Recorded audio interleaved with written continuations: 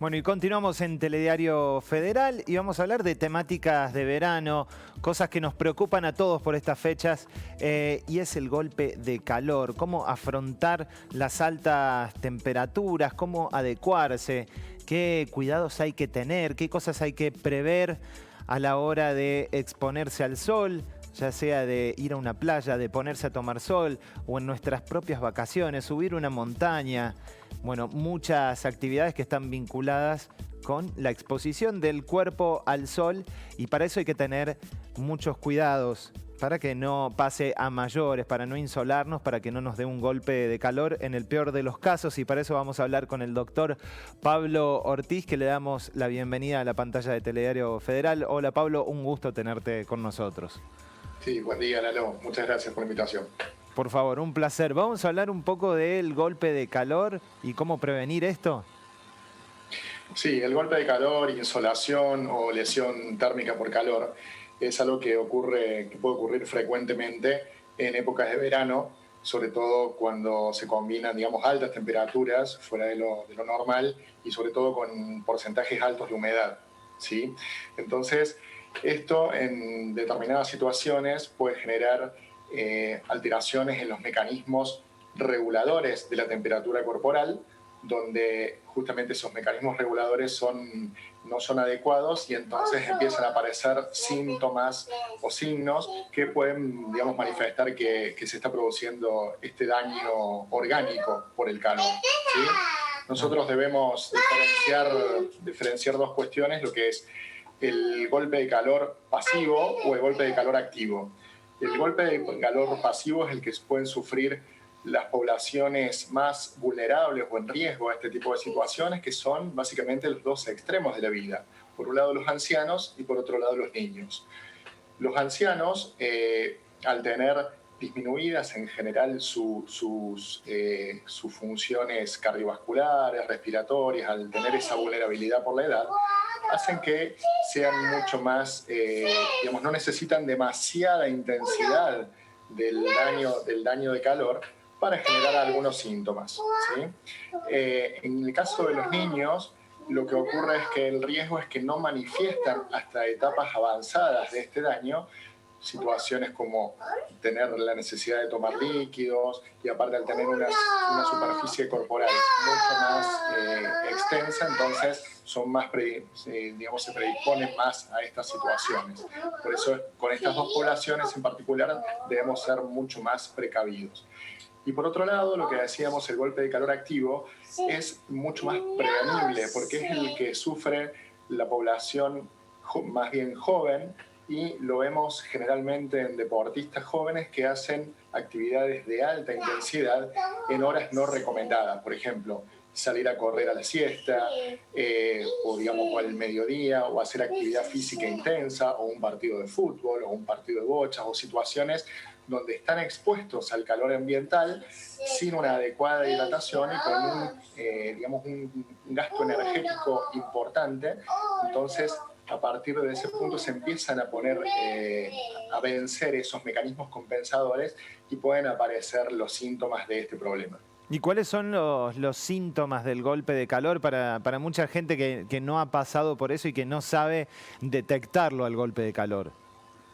Bien, los síntomas son muy variados, va a depender de la intensidad y de la cantidad de tiempo que esté expuesto digamos, al calor.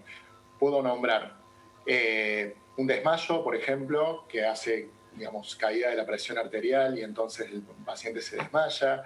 Puede haber náuseas, vómitos, alteraciones de la conciencia, o sea que el paciente no sepa adecuadamente dónde está o no responda adecuadamente a algunas preguntas, y esto nos está manifestando algún trastorno de origen neurológico provocado por el calor, ¿sí?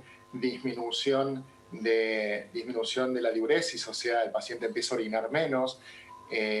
Hay incluso en forma paradójica disminución de la sed, ¿sí? Porque el primer mecanismo que nos muestra el organismo compensador es la necesidad de ingerir líquidos. A veces la disminución de la sed también puede ser un síntoma de eso.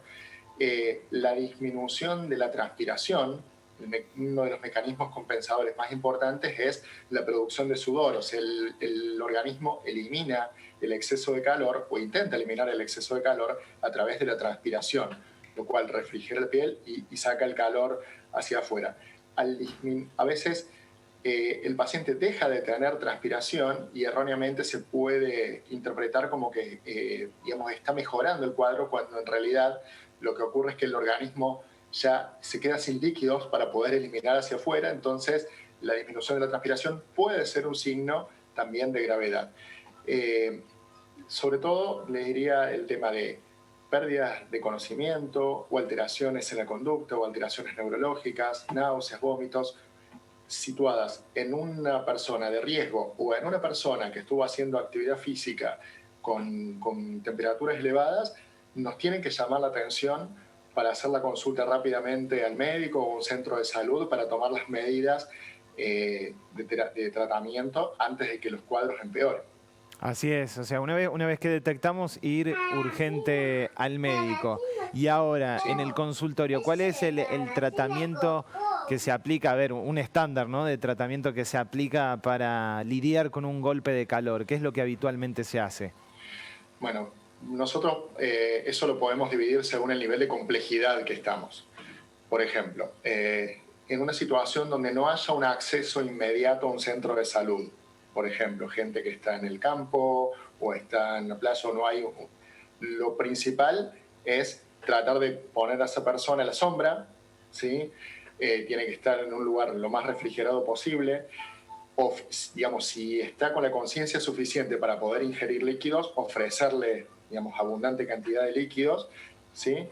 Y las medidas más importantes tienen que ser lo que tratamos de hacer es disipar el calor por convección. ¿Qué significa? Mojar el cuerpo, ¿sí? O sea, mojar el cuerpo con un rociador o con una manguera o con la mano y tratar de generarle una corriente de aire.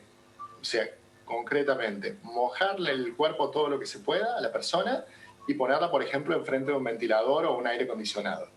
Entonces, eso va a ayudar a que haya una disipación progresiva del calor en una situación así. Estas son medidas transitorias mientras se va consiguiendo la ayuda. Ya en una situación de mayor complejidad, como en un centro de salud, dispensario o un hospital, los médicos a cargo, digamos, van a ir haciendo todas las medidas, que fundamentalmente es la hidratación endovenosa, se le pone al paciente un suero, se le hidrata con solución isotónica para que el cuerpo vaya recuperando el agua que perdió y también las sales, que es muy importante, ¿sí? Y hay otras medidas de mayor complejidad que son lo que se llaman lavados peritoneales con agua fría y, digamos, medidas con mantas, digamos, reguladoras de la temperatura y eso.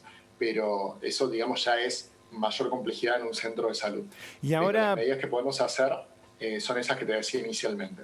perfecto. Y ahora, para tener en cuenta y ya como medida preventiva, ¿no?, para dejarle en claro a la gente, ¿cada cuánto o cuánto sería lo indicado consumir de líquido por día? Tengo entendido que el líquido es el agua. Acá no juegan ni las infusiones, ni los jugos, ni las bebidas gaseosas.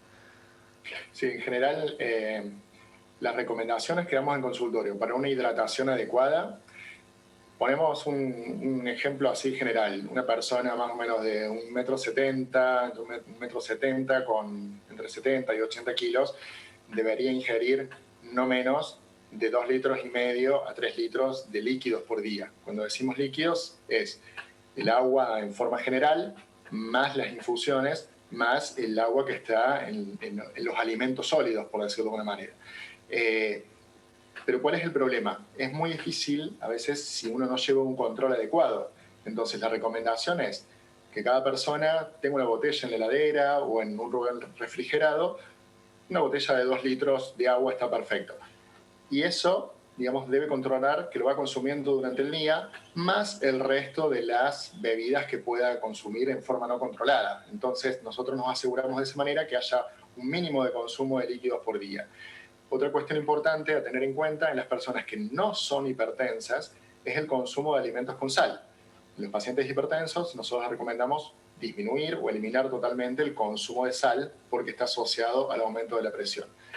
Pero en este caso, el consumo de sales en general hacen que el organismo tenga la tendencia a retener más líquido, entonces ayudan a prevenir también los cuadros de deshidratación. Y para Sobre la todo en gente que niños. hace actividad al aire libre, por ahí en horarios de alta temperatura, ¿se recomiendan las bebidas isotónicas o las sales rehidratantes?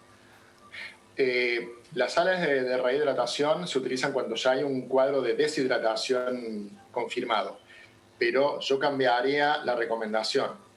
No se debe realizar actividad física intensa, ¿sí?, en horarios de alta temperatura.